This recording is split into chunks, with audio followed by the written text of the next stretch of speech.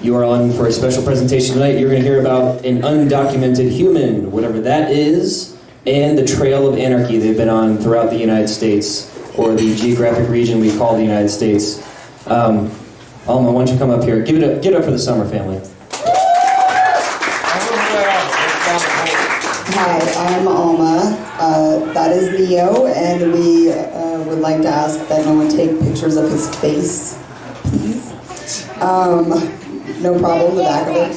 And Brian is Neo's dad, and Brian's last name is Stith, just in case you guys were wondering. It was kind of interesting because I would. What's that? You're the only one that matters. Oh yeah. I woke up before Brian did, so when we first got together, he was still kind of waking up, and when we had Neo, there was it was kind of difficult for Brian not to, he wasn't okay with not giving him papers at first, because we've all kind of grown up the same way where your paperwork is your identity, and your birth certificate, proves who you are, and your social allows you to work and things like that. So it was a little bit difficult, not having this piece of paper showing this is my son and we are his parents, and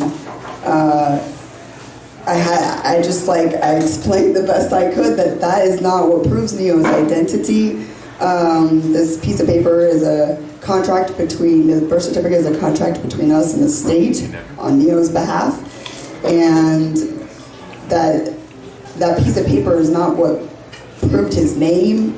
I mean, he might even want to change his name at some point anyway, a lot of kids do, so it's kind of silly us naming a child. I kind of had a hard time dealing with that too. It's just we are the ones who choose this human being's name, and should it not be their choice to begin with, or later on in life, or I don't know, call them Bug or something like that until they get old enough to decide. So anyway, that's just a little bit about that. But I kind of woke up through the Ron Paul movement and went to Pork Fest and all that stuff. In 2011, I came up with the idea for Jackalope. At the time, I called it Pork West, just to kind of poke at the Porcupine Freedom Festival. I created a porcupine pointing west and had a date that was to be determined. And there was a little animosity about that, but I learned about copyleft and open source and a lot of those ideas through PorcFest. And so at that point I decided we shouldn't waste any more time, and Arizona should have its own festival. So I created a group on Facebook called the Scorpion Freedom Festival, which is like a scorpion or a porcupine with a scorpion tail. So it was sort of morphed. And then somehow somebody, I don't even know if it was me or somebody else, but somebody came up with the idea for Jackalope. And that's when Jackalope was born. I created a website, a Facebook page, and in 2012 we had the first Jackalope Freedom Festival. So let's see, about the next year, I got an email through the website from the government in Apache County. They wanted to know who was in charge and where to send an official letter.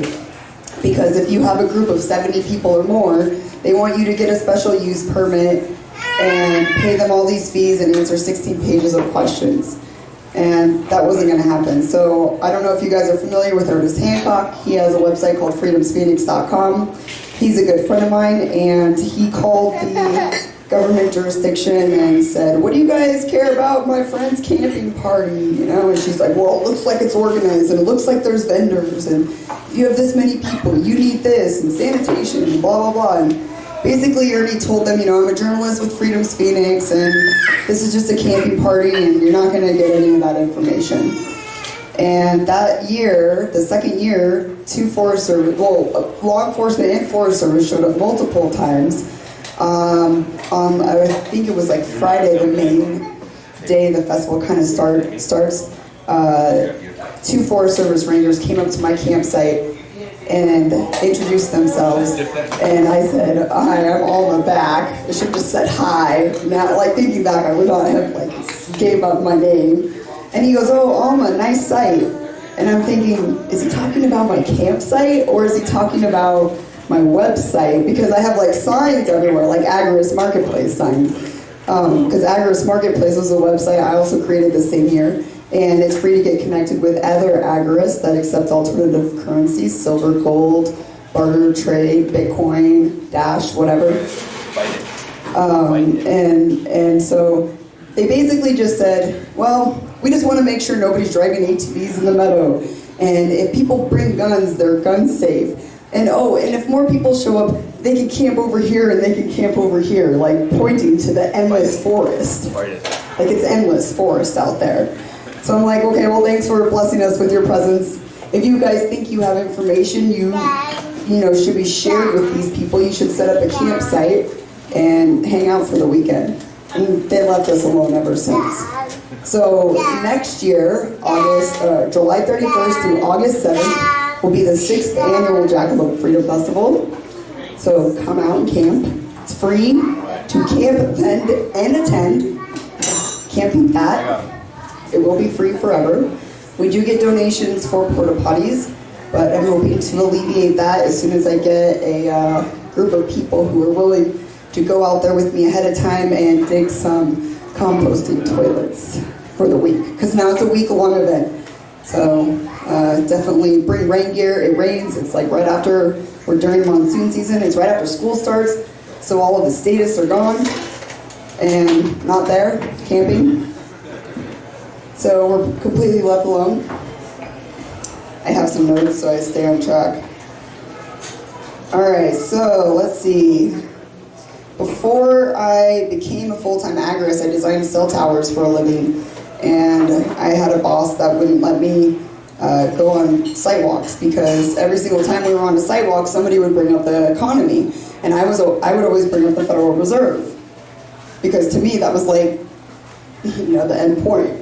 And so eventually, I was pretty much just stuck at my desk, not able to leave, not able to work from home, making a lot of money, but also having a lot of money stolen from me. And I decided, okay, well, I'm over this, finally. After like 3 years of complaining to Brian every day I came home, I just finally had to quit. And so I quit.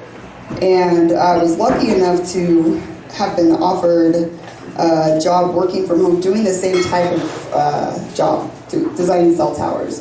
So like, if you're thinking about leaving your slave job and you can find work in the same career, I guess, but working from home, so you're not having to work for a boss every day, at least it's a step in the right direction. And whether or not like they 1099 you or you get paid per job, I actually made more money that way because I was getting paid per job instead of working an hourly rate. So it worked out pretty well for a while. And then we had Neo in 2014. He just turned 2 on Monday. And we had him at a hospital in Gilbert, Arizona. After 14 hours of labor at home, he was like stuck inside me and didn't want to come out. So we went to the hospital. And after they gave me an epidural, I had made a comment about, are you guys going to force me to fill out paperwork or a birth certificate? Or I said something. I was like kind of messed up. And later on, we were contacted by one of the nurses in nursery, and she's like, a social worker's going to be coming to talk to you because of what you said. Oh, you were in an emergency. And I'm like, oh boy. So we ended up avoiding the social worker that day, and it came time for us to leave, basically, and it was like the last day, and the social worker finally hunted me down, and she waited for Brian to leave the room because she thought I was the weak one. And she came in there and she asked me all kinds of questions like, do you guys have a car seat? Do you have a support system? And, yes. And then she couldn't tell me that there was a law saying that I had to sign a contract with us and the state. She couldn't tell me that there was a law, so we decided not to sign the birth certificate. And the registrar lady was of Mexican descent, and she came in like 3 times. Will you at least initial where you won't sign? And she was like flabbergasted. She really was curious why we did not want United States citizenship for our son. So We denied signing anything, initialing anything. They had him low-jacked and everything, and they decided to unlow-jack him and let us take him home. So we took him home, and we stayed in the apartment we were living in for, I think it was like around 6 months or something like that, just before Brian finally decided to quit his job too. And we went on the road before we even had a house. So we were like in my Jeep, and we were hauling a trailer, and we drove to Texas for the Texas Bitcoin conference. And I spoke there, and that was really cool because there was a bunch of regulators, and I spoke right after all of the regulators. And right after all of the regulators got done talking off the stage, I get up there and I go, I would like to welcome everyone to the livestock management program. And it just, I felt like I got a good laugh. And it felt good because, you know, they had just sat there and listened to that boring conversation. And to know that you're still a slave and these people are trying to come in there and like take control of anything and everything they can, it's just, I'm over it, completely over it. So I mock it, and I find it to be a healthy way to express liberty, and instead of, I guess, an angry way. So let's see. We kind of gallivanted around a little bit. We helped the Blush family move out of their apartment. I don't know if you're familiar with them, but they own Brave New Books in Austin. They've been here to speak. So you know who they are. And they were also kind of going through the same sort of situation we were, downsizing, getting rid of stuff, looking for an alternative. I think they already had their bus at that time, but they hadn't moved into it yet. So we eventually went back to Concho, Arizona, where our friend Patrick sort of took us in, and we lived in his trailer. And we found out that his neighbors next door were selling a Winnebago. And so we tried to do a work trade with the guy that owned the Winnebago. It didn't work out the way we wanted it to. I wasn't really happy with what he wanted from Brian, and I was kind of worried that the amount of work he wanted done wouldn't get done after Brian had like charged him this hourly rate. The way he was doing it was just kind of old school. And so we decided not to go that route.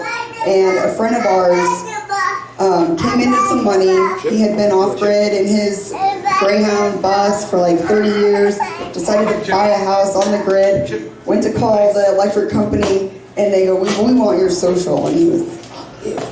And so he calls us up and he goes, will you guys come and do an Offgrid Solar installation at my property? And we were like, yes, no permits, no permission. And so for exchange for that work, he paid for the Winnebago, and we were able to get it and fix it up and then take it down to Oracle to do this Offgrid Solar installation job. And that was like our together as a family off-grid agorist job that kind of got us started in this journey.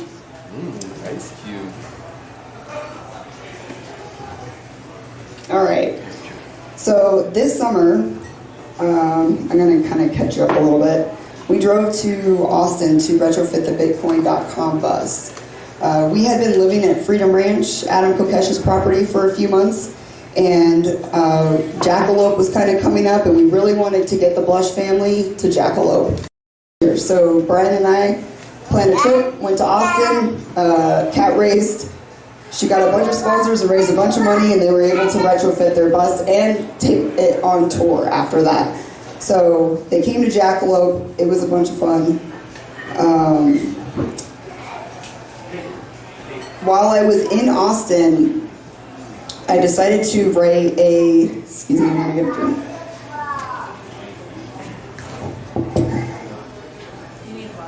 I have a drink right here.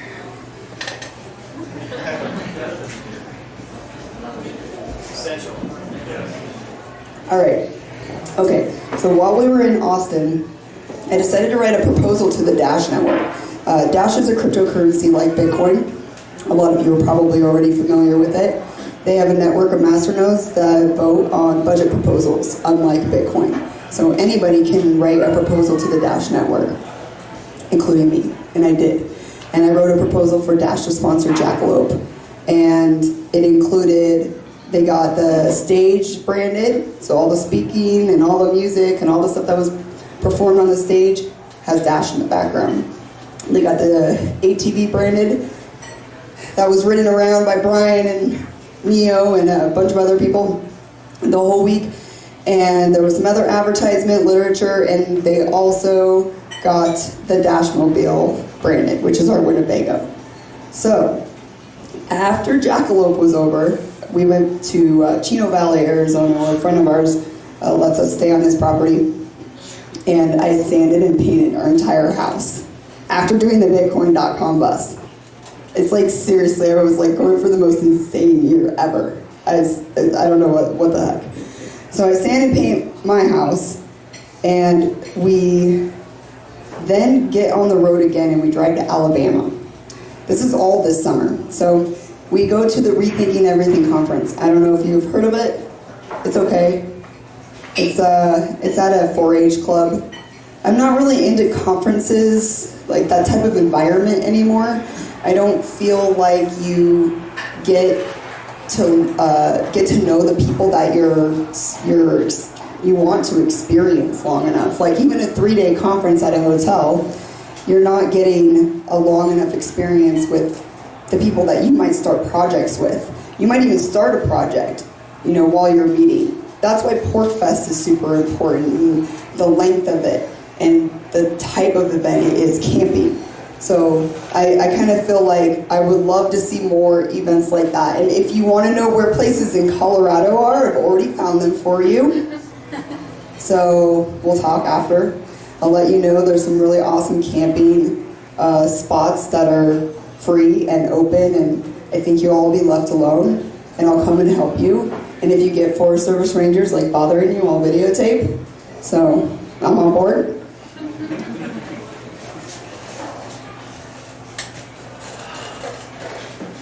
All right, on our way back from the Rethinking Everything conference, we stopped in Houston, Texas. I have a friend, his name is Michael Fielding. He's basically occupying abandoned property right now. He is on Twitter at Sailboat Diaries. He actually has already even occupied an island for a short period of time, and he's definitely looking to do that again. So if that's your thing and you're sick of the overhead and you want to go on an adventure, look up Michael Fielding in Houston.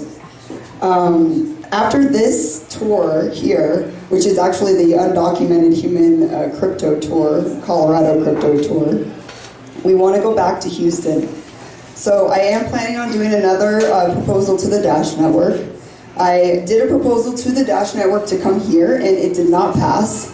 So, we're doing things the old-fashioned way by begging and groveling to our friends and family to help us, support us on this journey. We also have a Patreon and YouTube channel, so if you're interested in that, if you're a content creator, Patreon is super cool. You can get paid, per content, video, blog, article, podcast, anything.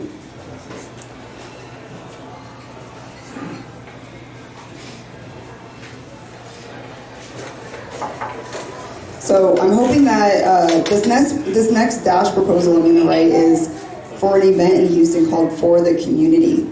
It's an event that Derek Rose puts on with some other people there, and we're going to take the Dash Mobile there and set up and talk to people about liberty and community, and he's doing a lot of community gardening and things like that. So I want to check out the Houston Free Thinkers House. They just actually did a recent video about what they're doing there. So I'm hoping that we get to experience that.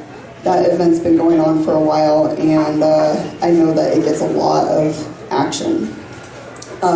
We were thinking about going to Free DC, which is November 5th, Guy Fawkes Day, but I think we're going to pass on that one. But if any of you guys want or are interested in that type of event, I would definitely check it out. I heard about it on BitNation. BitNation is like a DAO, a decentralized autonomous organization. They actually call it something else, like I think it has voluntarism in there or something. But basically, you can document your identity on the blockchain, so you don't need to document your identity through the government any further, nor do you need to document your property through the government. Like, their job is completely null and void. So we have a couple acres in Concho, Arizona that I got at auction for $600. There's a website called Auction AZ, and you can buy land if you want. And what I plan on doing is putting up a sign that says, this property is documented on the blockchain. It's no longer part of Apache County jurisdiction. If you would like more information, visit here. And then we're going to start doing whatever we want until they want to harass us or something. I don't know. We'll see. Adam Kokesh is kind of getting harassed, but he has Mark Stevens working with him, and Mark Stevens is like, prove your jurisdiction, and they can't. So definitely check out Mark Stevens.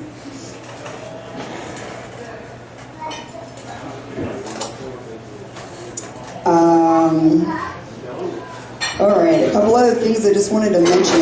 If you guys haven't heard of Slack Chat or Telegram, they're super awesome messaging apps that can connect you to like your niche group. So like BitNation has a Slack Chat, and I've met some really cool people in there, and they also have a lot of information as well. And then Telegram is encrypted messaging, and what's cool about Telegram is you can create your own channels. So I've created a Trail of Anarchy channel, and you can become a member or not, but you can view it, it's public. And I also created an Undocumented Human channel, as well as a Seasteading Nomads. Because Brian and I, he might argue this, but we will seriously trade our Winnebago for a sailboat. For real. So if you know anybody with a sailboat, or a group of people who are also looking to sail around the world without permission, let us know. A couple other groups I just want to mention that are also working on other types of citizenships that I've come across are Pantera and the World Citizen. I don't know if they actually have anything going on besides videos, but Pantera is definitely putting together documentation. Alright, so the last thing I like to mention at the end of my speeches is I would like to say that if we did not have government, we would be flying cars. That's pretty much it. Thank you.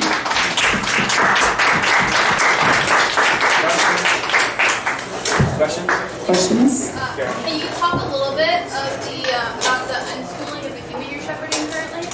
Yes, I mean, it's a very natural learning environment. There's not really much of a structure at all.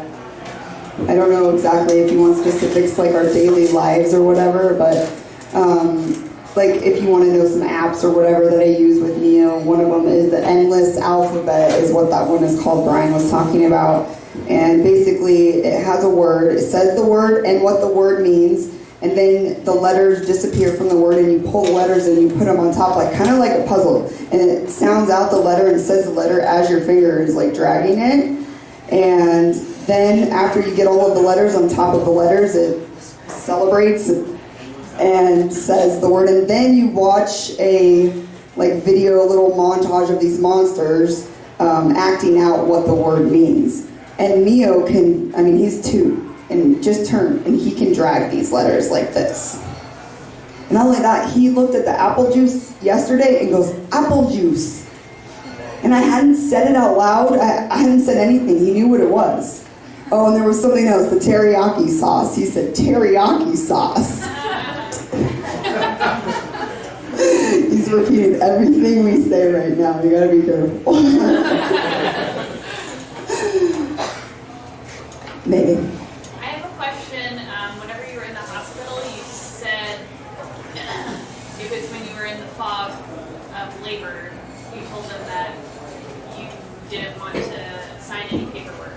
Is the reason that that wasn't set up ahead of time is because it was like emergency, you had to go to the hospital, or because you would think that maybe if you would have contacted them ahead of time, they might have like understood and not, you wouldn't have been chased down by social workers.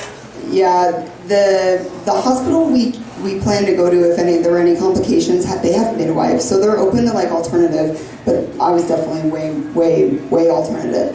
But I did have a midwife, and she and I had a understanding that maybe paperwork might get lost in the mail, which a lot of them are open to.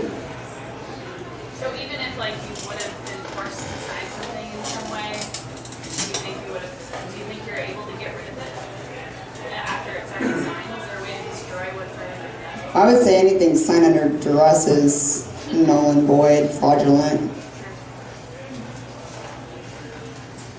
I'm all for decentralization and what it can bring.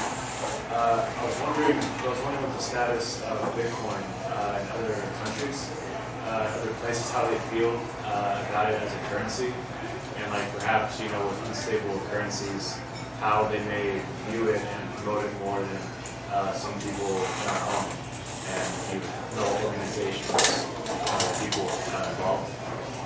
Well, we are still working on how we're getting to other countries, so I'm not really sure what other countries' views are on that.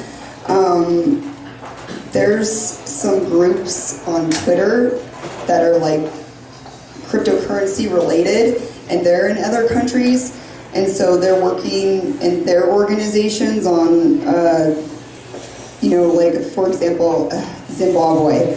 There's a guy named Bitmari, I think, on Twitter, and he's in Zimbabwe, and he has an organization that they accept Bitcoin, and they're trying to help Zimbabwe women farmers have basically a better life or something like that. It's along those lines. So I don't know. There's all kinds of stuff. Like I've heard all kinds of things coming from other countries. But if you mean like unstable currency, like Bitcoin is an unstable currency, I would say the only unstable currency I've had experience with is the dollar. Yeah, that means like others as their like one's currencies, they'd be more ready to adopt because of that reason. They work more than Bitcoin does. I mean, I remember when Bitcoin was $4 a Bitcoin. That's when I learned about it at Porkfest 2011. Like, why wasn't I selling t-shirts for Bitcoin? Davy Barker, have you guys had him here yet? He gave me my first Bitcoin when I sold advertisement on Agris Marketplace to Shiny Badges. And it was 8 Bitcoin was worth $100 at the time. It was awesome. That 8 Bitcoin lasted me like 3 years. Tom, do you think Neil's going to have any problem working without a social security card? Do you think the system's going to be different by that time, or do you think he's just going to work what you're doing? Well, like with our touring and things like that, our goal is to decentralize our lives so that he has a decentralized life when he gets older. So that I was like, oh, my mom and my dad, they traveled all these places and they had all of these communities and these friends and this network that now I have access to. That's kind of our goal. Just to add what he said, not to hijack you, but I never had a social security number my whole life, and my skills are in very high demand, and I can go work anywhere. So You don't have one right now? I've never had one. How did you really? How did you get away with that? I didn't want to hijack Alma. I just wanted to say. I was like, telling Jay, you should speak after me. And here's another thing. So some of the research I did was on the UN website, and the UN website has a definition for a stateless person, which is someone who's renounced their citizenship, which Neo's not a stateless person. He has no citizenship. He's a free-range human. I like to say he has an Earth permit. He's allowed to be here on Earth and travel freely without, being aggressed upon. But the UN does say that a stateless person is held to whatever rights and privileges that jurisdictions has. So no matter where you are, the jurisdiction claims ownership of you. Per their words. Any other questions? How do you guys feel about vaccines? Have you guys vaccinated him at all? Or? We do not vaccinate. Cool. Just curious. We'll see what happens. I just tell other parents who's vaccinated, they have nothing to worry about. Their kid's safe. Anybody else have any other questions? All right. What's the freest location that you traveled to? Northern Arizona, in the mountains of Denver. We were completely left alone. We only had one Forest Service guy approach us in New Mexico, and he wasn't even from New Mexico. He was from here. And he asked where we were from, and I said Earth, and he knew right away I probably don't want to with these people. You can check it all out on our videos on YouTube, Undocumented Human. Give it a call.